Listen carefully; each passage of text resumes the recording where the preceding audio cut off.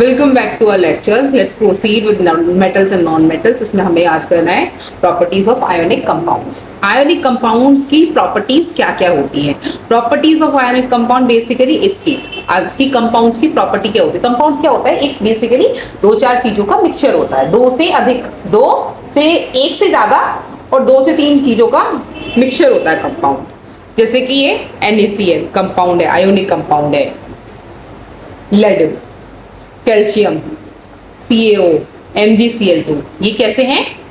सब क्या है? आयोनिक कंपाउंड है। हम इसको ना इससे समझते हैं, एक एक्टिविटी करते हैं। Take a sample of sodium chloride, potassium iodine and barium chloride or any other salt from the science laboratory. And what is the physical state of these salt? In saying salts का physical state क्या है? And take a small amount of a sample on metal spatula, एक metal का spatula लो, उस पे लो and heat directly, उसको heat करने की कोशिश करोगे। जब आप उसको heat करोगे तो आप directly flame के ऊपर, तो repeat with other samples also, बाकी other samples से।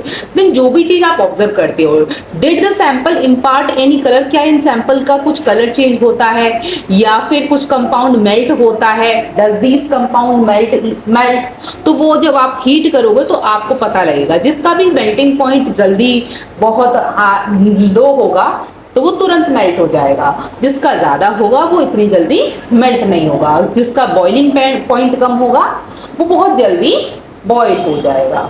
ठीक है, तो उसमें बबल्स फॉर्मेशन होने लगेगी। तो वही देखोगे आप। Try to dissolve the sample in water. इस सैंपल को फिर आप वाटर में या फिर पेट्रोल में या केरोसिन में डिसॉल्व करोगे। कई चीजें जब हम वाटर और पेट्रोल या केरोसिन में डिसॉल्व करते हैं तो वहां पे वो बर्निंग प्रोड्यूस कर देते हैं और ज्यादा आग लगा देते हैं। कई बार वो बबल फॉर्मेशन कर देते हैं, कई बार वो गैसेस फॉर्म में चले जाते हैं। ठीक है, and make a circuit as shown in 3.A में। 3.A में इस तरह से सर्किट बना लो। ठीक है, एंड दिस डायग्राम में एंड इंसर्ट द इलेक्ट्रोड, इसमें इलेक्ट्रोड डाल दो। And what do you observe? तो आप क्या ऑब्जर्व करोगे? दैट सॉल्ट जो है, जो सैंपल है, to in the metal manner में, सॉल्ट को भी इसमें सॉल्ट डिसॉल्व कर दिया वाटर के सॉल्यूशन के अंदर में। तो आप जो देखोगे ये जो ग्रेफाइट की रॉड्स हैं, ये बीकर है, तो बेसिकली इससे इलेक्ट्रिसिटी प्रोड्यूस होने लगती है, फिर बल्ब ग्लो करने लगता है। तो इससे क्या पता लगता है कि इलेक्ट्रिक, जब भी सॉल्ट सॉल्यूशन वाला जो वाटर होता है वो क्या करता है? इलेक्ट्रिसिटी प्रोड्यूस कर सकता है। इससे मतलब कि सॉल्ट सॉल्यूशन जितनी भी होती हैं वो गुड कंडक्टर ऑफ इलेक्ट्रिसिटी होती हैं। ठीक है ना, you may have observe the following general properties of ionic compound. सबसे पहले फिजिकल नेचर। फिजिकल नेचर में हम बात करते हैं कि आयोनिक कंपाउंड जो होती हैं are solid and are somewhat hard होती हैं because of their strong force of attraction between the positive and the negative ions. These compounds are generally कैसे होती हैं? Brittle and break into pieces when pressure is applied. जब भी जैसे magnesium की जो रिबन होती है उसको ऐसे हाथ से यूं टूट जाती है इजीली, क्योंकि वो ब्रिटल होती है। मेल्टिंग एंड बॉइलिंग पॉइंट की जब हम बात करते हैं तो ionic compounds have a high melting point. कैसी होती है? They have a high melting point and boiling point, दोनों ही उनके हाई होते हैं। And this is because considerable amount of energy is required to break the strong. अब water ना तुरंत हीट नहीं होने लगता, इसी तरह से सॉल्ट को भी रखते हैं, सॉल्ट भी तुरंत हीट नहीं होने लगता, इसको ना कुछ टाइम लगता है। तो इससे हमें पता लगता है कि it's not that easy. High melting point है इनके and high he boiling point है। एंड सॉल्युबिलिटी, अब जैसे शुगर को आप मेल्ट करने लगते हो, तुरंत थोड़ी मेल्ट होने लगती है, it starts taking, it takes some time.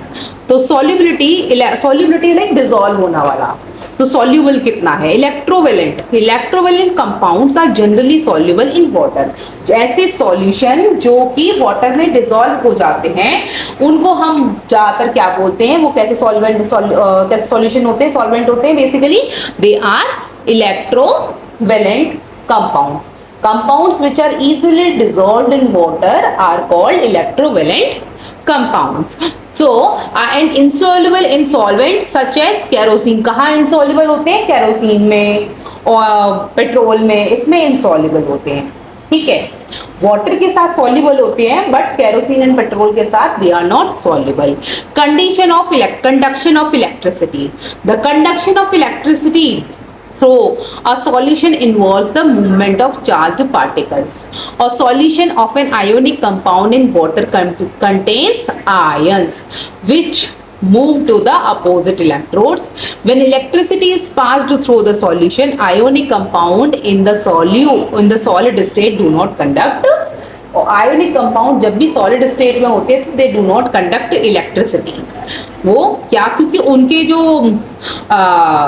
Ions होते हैं वो काफी क्लोजली पैक्ड होते हैं, because movement of ions in the solid is not possible and due to their rigid. क्यों नहीं? क्योंकि रिजिड स्ट्रक्चर होता है ना, सॉलिड में रिजिड होता है, वहीं लिक्विड में क्या है, इतना रिजिड नहीं होता, वहीं गैसेस में भी इतना रिजिड नहीं होता, गैसेस में तो काफी फ्रीली मूव करते हैं। But ionic compounds conduct electricity in कौन सी वाली स्टेट में इलेक्ट्रिसिटी कंडक्ट करते हैं? When they are in a molten state, मतलब कि लिक्विड वाले स्टेट में। This is possible in the molten state since the electrode force of attraction and between the oppositely charged ions are overcome due to heat. ठीक है, they can overcome due to heat. अब उसके बाद में does the ions move freely and conduct electricity. इससे हमें पता लगता है कि these ions move freely and conduct electricity। आगे आती है occurrence of metal। When we talk about how does these metals occur on the earth surface, अर्थ के कौन से सरफेस पे मेटल्स अवेलेबल होते हैं? जैसे हमने ज्योग्राफी में क्लास 6, 7, 8 में हमेशा से पढ़ते आ रहे हैं, जो अर्थ की क्रस्ट होती है is the major source of metal. क्या चीज? क्रस्ट। अर्थ की जो क्रस्ट है that is a major source of metal. Crust core metal, crust core mantle, ये हम ज्योग्राफी में तीन टर्म पढ़ी है। इस इस वाली टर्म में क्रस्ट की जो डीपर लेयर होती है उसमें होता है मेटल होता है। ठीक है, and sea water also contain some salts which are in soluble form. कैसे सॉल्व होती है? डिसॉल्व फॉर्म में। ठीक है, salt such as sodium chloride, क्या क्या चीज मिलता है सी वाटर में? Sodium chloride, magnesium chloride etc. and elements are compounds। elements क्या है? what are elements? they are the compounds of the two or more things which occur naturally in the earth के surface पे and are known as mineral। उनको हम क्या बोलते हैं? mineral ore बोलते हैं ना, mineral and at some places mineral contain a very high percentage of a particular metal and the metal can be profitably extracted from it। तो हम क्या करते हैं इसमें? हम एक चीज का यूज करते हैं जिसको प्रोसेस को पूरा नाम है मेटल एक्सट्रैक्शन प्रोसेस। इसके लिए टेक्निक्स हैं डिफरेंट। ठीक है, सबसे पहले हमारा मेटल एक्सट्रैक्शन। और what is the extraction means? Metal को जमीन से किसी प्रोसेस के जरिए निकालना। ठीक है, एक्सट्रैक्शन का मतलब निकालना उसमें से। तो हैविंग दिस नॉलेज, तो आपके पास में ये नॉलेज है, तो metal is extracted from the ore. किस में से निकाला जाता है? मेटल जो हमें अर्थ के क्रस्ट पे मिलता है वो किस फॉर्म में मिलता है? ओर की फॉर्म में मिलता है। ओर में से हम कंपोनेंट्स निकालते हैं, जैसे वो पेट्रोल है, पेट्रोल जो मिलता है हमें क्रूड ऑयल की फॉर्म में नहीं मिलता है, उसमें जमीन पे किस फॉर्म में मिलता है? Crude oil. फिर उसका हम प्यूरिफिकेशन करते हैं। हम क्या करते हैं? एक्सट्रैक्शन ऑफ पेट्रोलियम प्रोडक्ट्स करते हैं, तो उसमें हम पूरी प्रोसेस को करते हैं, तो उसमें वैक्स भी मिलता है, कोल टार भी मिलता है, पेट्रोल भी मिलता है, केरोसिन भी मिलता है और लुब्रिकेंट भी मिलते हैं। तो ये सब हमें उससे मिलते हैं। मतलब किसमें? उसकी जो एक्सट्रैक्शन प्रोसेस नहीं, बल्कि कौन सी चीज? एक्सट्रैक्शन मतलब उसका प्यूरिफिकेशन की जो प्रोसेस है उसमें हम इसको निकालते हैं। ठीक है, now some metals are found in the very earth crust of the at the free state में, हैवी फ्री स्टेट में मिलते हैं कि इजीली यूजेबल वाले स्टेट में। Some are found in the form of compounds. तो यहीं पे एक्टिविटी हम डिफरेंट करेंगे। They are often found in a free state. For example gold, silver, platinum, copper are found in a free state. इनमें कुछ इतना नहीं करना होता, they are found in free state. वहीं copper and silver found in a combined state, combined वाली form में भी मिलते हैं। देयर सल्फाइड्स आर ऑक्साइड और oxide states, oxides. The metal at the top of the activity series, ये जो ऊपर वाली एक्टिविटी सीरीज है ये वाली, ये इलेक्ट्रोलिसिस की हेल्प से निकलते हैं। ये वाली रिडक्शन यूजिंग कार्बन की हेल्प से, ये वाली found in native state, same अपनी जिस स्टेट में अवेलेबल है उसी स्टेट में मिलते हैं। ठीक है, ये है कॉपर, गोल्ड एंड सिल्वर। ठीक है, AgN A। ठीक है, आगे हम आते हैं ऑन दिस बेसिस, लाइक जब हम ऑक्सीजन की हेल्प से रिएक्टिव एलिमेंट्स को एक दूसरे से अलग करते हैं, जिंक के साथ में ऑक्सीजन का रिएक्शन कराते हैं तो जिंक ऑक्साइड बन जाता है या फिर जिंक सल्फेट बन जाता है। इस तरह से हम जब करते हैं जो ऑक्सीजन के साथ में कार्बन को यूज करके वो करते हैं, तो उसके रिएक्शन करते हैं, तो हमें ये वाले मेटल्स वो हम किसके साथ कर सकते हैं, इन मेटल्स के साथ कर सकते हैं। ठीक है, तो जैसे आपको पता है कि oxygen is very reactive element है, अर्थ का वेरी रिएक्टिव एलिमेंट है। ठीक है, Thus on the basis of reactivity, तो हम जो मेटल को कैटेगराइज करते हैं on the basis of reactivity, we can group the metal into following 3 categories. पहला low reactive metal, metals of a medium reactivity, and third one metals of a high reactivity. Different techniques इसमें use करते हैं हम to obtain a metals falling in each category, and यहाँ पे जैसे हम ये वाला चार्ट पढ़ते हैं तो पहला प्यूरिफिकेशन ऑफ मेटल हम करते हैं, reduction of metal and oxide of metals की प्रोसेस है इस तरह से। और है ये concentration metals of a high reactivity, electrolysis of a molten ore and pure metal, इस तरह से मिलता है आपको। Metals of a low reactivity, sulphide ores, roasting की जाती है, मेटल एंड रिफाइनिंग उसके बाद में की जाती है। वही बीच वाले जो मीडियम रिएक्टिविटी उनके साथ में कार्बोनेट ओर या फिर सल्फाइड ओर के साथ में उनको किया जाता है, या तो उनका कैल्सिनेशन होता है, कैल्शियम के साथ में रिएक्शन किया जाता है, या फिर रोस्टिंग की जाती है उसकी। उसके बाद वी गॉट है, हमें क्या मिलता है, ऑक्साइड मिलता है मेटल का। उसके बाद रिडक्शन ऑफ मेटल फिर वापस टेक प्लेस करता है एंड प्यूरिफिकेशन ऑफ मेटल, इस तरह से हमें लास्ट प्रोसेस में प्योर मेटल मिलता है। ठीक है, and now what is enrichment of ores. Ores क्या होती हैं, और बेसिकली उसके अंदर में एक दो चीजें और भी होती हैं। ठीक है, डस्ट वगैरह पार्टिकल्स भी होता है, soil impurities and everything is mixture, वो सब मिलता है। जैसे बॉक्साइट है, ये किसकी ओर है, bauxite is a ore of your copper.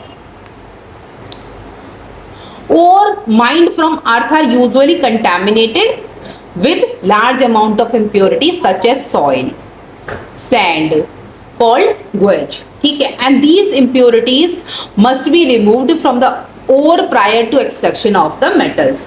The process used for removing the guage from the ore are based on the differences between the physical and the chemical properties of guage and the ore. Different separation techniques जो है हम use करते हैं। अब आ जाते हैं extraction of metal low in activity series, जो एक्टिविटी सीरीज में लो है ये ऊपर वाले। ठीक है, metals low in activity series are very unreactive. कैसे होते हैं, बहुत ही अनरिएक्टिव होते हैं। The oxides of these metals can be reduced to metal by heating alone, सिर्फ हीट से ही वो नीचे आ सकते हैं। For example cinnabar HgS is an ore of mercury, mercury का ओर होता है उसको। जैसे हमें वो होता है ना, बुखार होता है तो हमें थर्मामीटर दिया जाता है, वो थर्मामीटर से पिघल के नीचे आता है, वहीं तक आ जाता है ना, तो दैट इज व्हाट। अब तो हम डिजिटल थर्मामीटर यूज करते हैं, वैसे तरह का पुराना वाला थर्मामीटर नहीं है, बहुत कम यूज करते हैं। वापस जैसे निकालते हैं, वापस उसको ढूंढने के बाद में रखते हैं, वापस हो जाता है। बहुत थर्मामीटर तोड़े इसमें अपने बच्चों ने और बहुत पापा डांटते भी थे, लाइक मरकरी को नीचे देखने के लिए तोड़े हैं। क्लास में तो मरकरी को देखने के लिए तोड़े हैं। बुखार का आज तो निकलेगा, थर्मामीटर आएगा आज फर्स्ट डे से, आज तोड़ेंगे इसको मिलके। नहीं मैंने यूज किए हैं अपने बचपन में, और जान के दांत से आओ ये लो टूट गया। पापा लगा तो नहीं, हाँ लगा नहीं, but I want to touch this, you intentionally did this mummy, didn't you know your daughter, yes she intentionally did this. और उसको फिर मुझे छूने नहीं दिया, मैं उसे छूना चाहती थी, बट वो मरकरी ना एक तरह से जहर मानते पेरेंट्स, उसको छूने नहीं देते बच्चों को। 9th क्लास के बच्चे तुम्हें क्या पता, उसको उठा के फिर फ्लश में डाल देना, अच्छे से उठा के फिर सफाई वाले से सफाई करवा देना है और तो वो देखा है इस तरह का हरकत बहुत करी है 9th में, बट एक बार भी मरकरी छूने को नहीं मिला। हाँ पिताजी छू सकते थे, हम नहीं छू सकते थे क्योंकि हम बच्चे थे ना। वो उठा के उसको बकायदा फेंक रहे हैं। इट्स हार्मफुल, बेसिकली वो हार्मफुल होता है क्योंकि वो किसी भी थोड़ी सी भी फॉर्म में बॉडी में चला गया नुकसान हो सकता है उसका। ठीक है, अब जैसे 2HDS ये मरकरी का फॉर्मूला है, ठीक है। Mercuric oxide is then reduce to mercury on further heating से मरकरी को मरकरिक ऑक्साइड पे रिड्यूस किया जाता है। 2HGS plus 3O2 gives you, देखो मैंने तुम्हें एक चीज बताई थी, O के साथ में रिएक्शन होगी तो O इधर आ जाएगा, क्योंकि ये S ना सल्फर छोटा है, जो लेस रिएक्टिव एलिमेंट होता है वो हमेशा हाई रिएक्टिव एलिमेंट उसको भगा देता है। जो ज्यादा कमजोर बच्चा होता है उसको खिसका दिया जाता है, जो स्ट्रांग होता है वो अपनी बात मनवा देता है। So be a stronger. HgO 2HgO2, ठीक है। सिमिलरली कॉपर, मैंने देखिए वैसे वो एक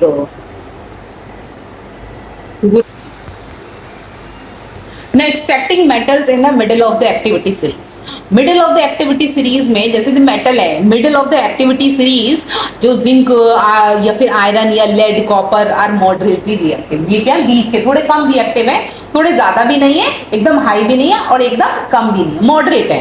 जैसे एक बच्चा नहीं होता मीडियम एवरेज वाला बच्चा, वो एकदम बुद्धू भी नहीं है और एकदम होशियार भी नहीं है, बट है वो ठीक ठाक है। वो वाले एलिमेंट्स है कौन से? Zinc, iron, lead, copper. और कौन से? Zinc, iron, lead and copper. And these are usually present in sulphides और कार्बोनेटेड नेचर। या तो ये सल्फाइड के साथ मिलते हैं या फिर कार्बोनेटेड नेचर में, ठीक है। And it is easier to obtain a metal from a oxide as a compare to the sulphide. Oxide वाले के साथ हम ऑक्सीडेशन रिएक्शन कर देते हैं, उसके साथ में जल्दी मिल जाता है मेटल, वही सल्फाइड के साथ में थोड़ा सा टाइम लेता है। तो यहाँ पे oxide as a compare to the sulphide and carbonates. Therefore prior to reduction metal sulphides and the carbonates must be converted into metal oxide. इसीलिए पूरी प्रोसेस को फॉलो करने से पहले हम क्या करते हैं, उसको कार्बोनेट में कन्वर्ट करते हैं कंपेयर टू, ताकि हमारे लिए आसानी हो जाए। तो the sulphide ore are converted into oxide by heating strong. किस तरह से? How do we converted sulphide ore? strongly in the presence of oxygen, in the presence of excess air. This process is known as roasting. What is roasting? When the sulfides ore are converted into oxide by heating strongly in the presence of air, this whole process is known as roasting. The carbonate ore are changed into oxide by heating strongly in limited air. This process is known as calcination. तो यहाँ पे आपने दो चीज देखी है, दो चीज, एक देखिए roasting, what is roasting, and second what did you learn, what is calcination, ठीक है। And the chemical reaction that takes place during the roasting and the calcination of a zinc ore can be shown as follow. पहले चीज, roasting में ZnS3O मैंने बताया था, ZnO बन जाएगा और SO2 अलग निकल जाएगा, फिर ZnCO3 के साथ में, उसके साथ में ZnO बन जाएगा, CO2 बन जाएगा। तो metal oxides then are reduced to the corresponding metals by using suitable reducing agents such as carbon. For example, when zinc oxide is heated with carbon, it is reduced to metallic zinc. ZnO plus C, ZnS ये solid state में होता है and carbon gases state में। You are already familiar with this term, ये तो आपने हमेशा देखी है, कैल्सिनेशन, ऑक्सीडेशन और रिडक्शन वाली प्रोसेस में क्लास 9th में भी करी थी, क्लास 7th में भी देखी है एक दो रिएक्शन। तो हमेशा ये तो कॉमन वाली रिएक्शन है, ZnO and C gives you Zn plus C, ठीक है। Like beside using a carbon coke जो है to reduce a metal oxide to metal, sometime displacement reaction पढ़ी है, displacement reaction all can be used. ये तो यहाँ पे डिस्प्लेसमेंट रिएक्शन ही तो यूज हुई है, ठीक है। The highly reactive metals such as sodium, calcium, aluminium etcetera are used in reducing used as a reducing agent because they can displace metals at a lower, जिनकी लोअर एक्टिविटी होती है उन metals को भगा सकते हैं एक जगह से दूसरी जगह। फॉर एग्जाम्पल ये देखो MnO2 प्लस 4Al, तो Mn अलग आ गया, 2Al2 ओ ये हो गया और ये हीट हो गया, अलग निकल गई, ठीक है।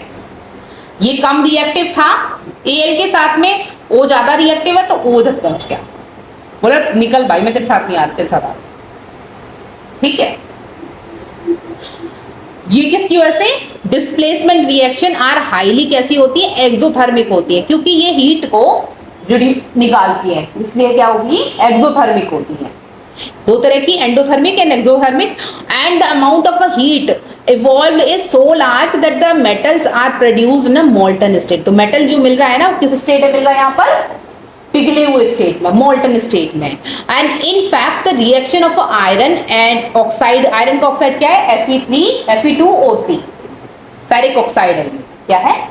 Ferric oxide, ferrous oxide basically, with aluminium is used to join railway track or a cracked machine part। इसके क्रैक, टूटी हुई मशीन पार्ट को जोड़ने के लिए इसको हम यूज करते हैं। And this part, this reaction is known as a thermite reaction. What is thermite reaction? Now you can define it, what is thermite reaction. ठीक है, Fe2O3 and 2Al gives you 2Fe, Al2O3 plus E। okay, now next, extracting metals towards the top of the activity Z, highest वाले, ऊपर वाले की तरफ में। the metals high up in the reactivity series are very reactive। कैसे होते हैं? बहुत ही reactive होते हैं। they cannot be obtained from their compound by heating or carbonation की फॉर्म्स पे with the carbon. For example, carbon can not reduce the oxide to the sodium, या फिर मैग्नीशियम, या फिर कैल्शियम, एल्यूमिनियम एक्सेट्रा। तो ये क्या इसलिए? क्योंकि टू द रिएक्टिव मेटल्स में, because this is because these metals have no affinity of oxygen, क्योंकि इन मेटल्स के साथ में कोई affinity of oxygen than carbon नहीं है। These metals are obtained by electrolytic reduction। for example, sodium, magnesium, calcium, क्या? sodium, magnesium, calcium are obtained by the electrolysis of their molten chloride। the metals are deposited at the cathode, the negatively charged electrode, whereas the chlorine is liberated at the anode, the positively charged electrode।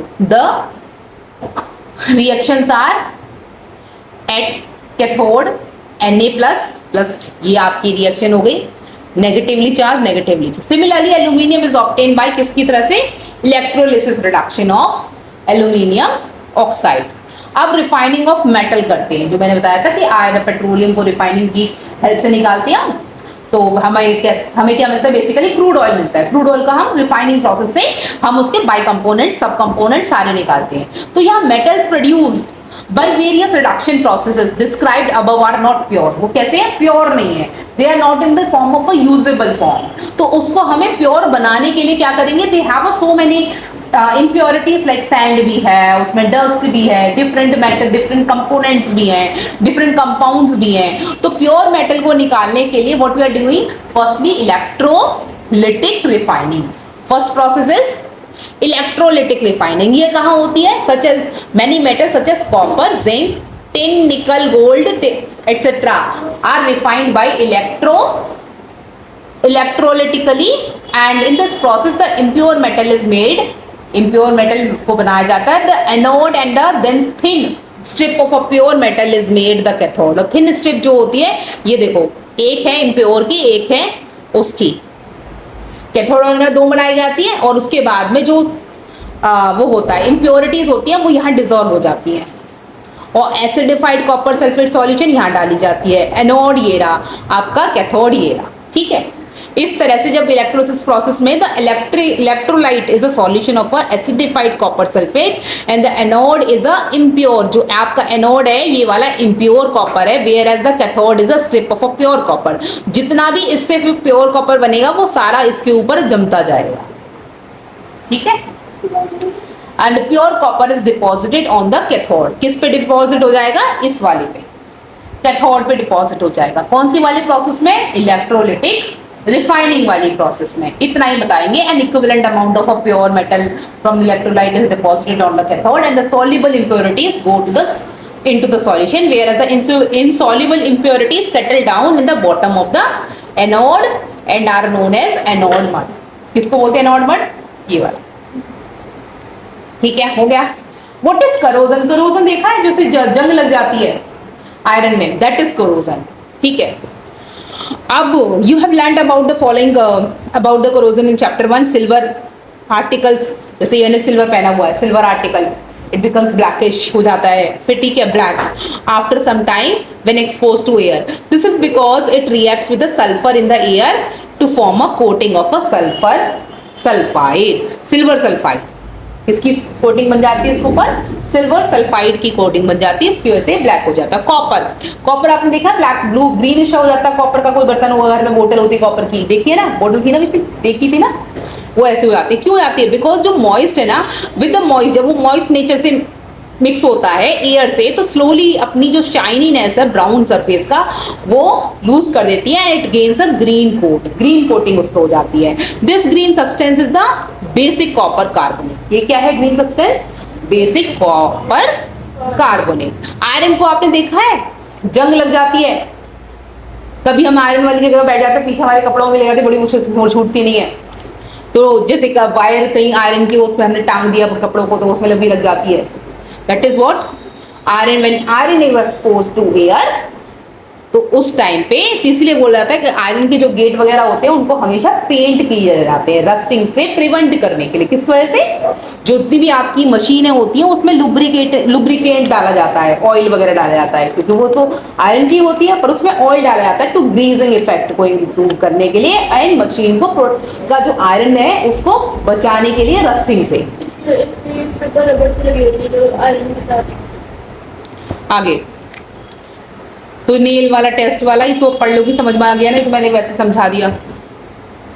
आगे prevention of corrosion किस तरह से कर सकते हैं? Like alloying कर सकते हैं। हम क्या कर सकते हैं, एक उस पे जैसे टिन जो है ना, ये आयरन के साथ में मिक्स करके बनाया जाता है, तो टिन का जो मेटल टिन जो होता है वो इतनी जल्दी उस पे रस्टिंग नहीं होती है, जो आपके टिन के कैंस आते हैं। So the rusting of iron can be preventing किस तरह से हो सकती है? पेंटिंग से, ऑयलिंग से, ग्रीजिंग से, गैल्वेनाइजिंग से, या फिर क्रोम प्लेटिंग पे, या फिर एनोडाइजिंग और मेकिंग इट अ अलॉय। ठीक है, अलॉइंग क्या होता है? अब देखो, galvanizing as a article is protected against rusting even if the zinc coating is broken. Zinc की कोटिंग अगर ब्रोकन है तब भी वो बच जाता है। Alloying is a very good method of improving the properties of a metal. We can use the desired properties of, for example, iron is the most widely used metal है, but is never used in its pure state. जिस steel वाला हम देखते हैं, this is because pure iron is very soft and stretched easily when hot. But if it is mixed with a small amount of carbon, it becomes hard and strong. When iron is mixed with nickel and chromium, we get stainless steel। जितने हमारे stainless steel के बर्तन हैं कैसे बनते हैं? वो निकल एंड क्रोमियम को बना आयरन के साथ जब मिक्स करते हैं, we get stainless steel which is hard and does not rust, and this is thus if iron is mixed with some other substance, its properties change. In fact, the properties of any metals can be changed if it is mixed with some other substance. The substance added may be metal or non metal। तो ये क्या होगा? an alloy is a homogeneous mixture। alloy क्या होता है? it is the same breed का होता है, homogeneous mixture of two or more metal or a metal and a non metal। it is prepared by first melting the primary metal को melt किया जाता है, and then dissolving the other metal by a definite proportion, and it is then cooled at a room temperature।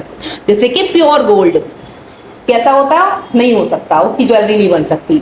Known as a 24 carat gold is very soft, it is therefore not suitable for making jewellery. तो हम क्या करें? It is alloyed with other silver और a copper to make it hard.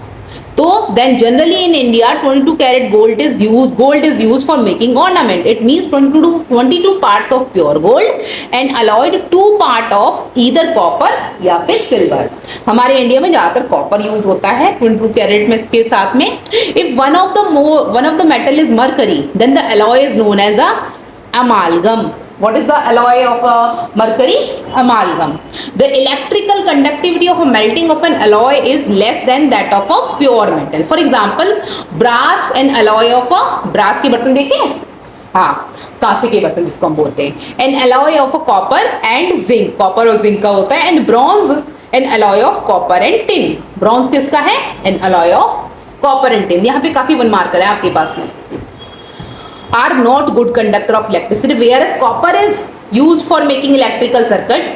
solder to an alloy lead to the lead alloy of lead, and tin has a low melting point and is used for welding electrical wires together। मतलब electrical wire टूट जाते हैं electrical pan से, तो उनको जोड़ने के लिए काम आता है।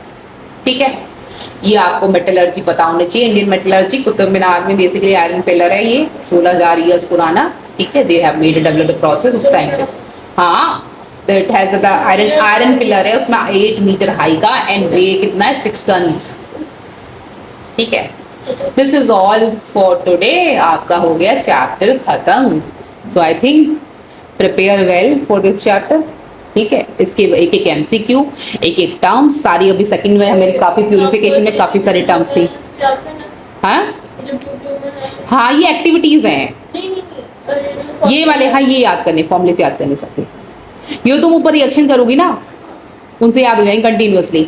चलो टेक केयर, बाय बाय।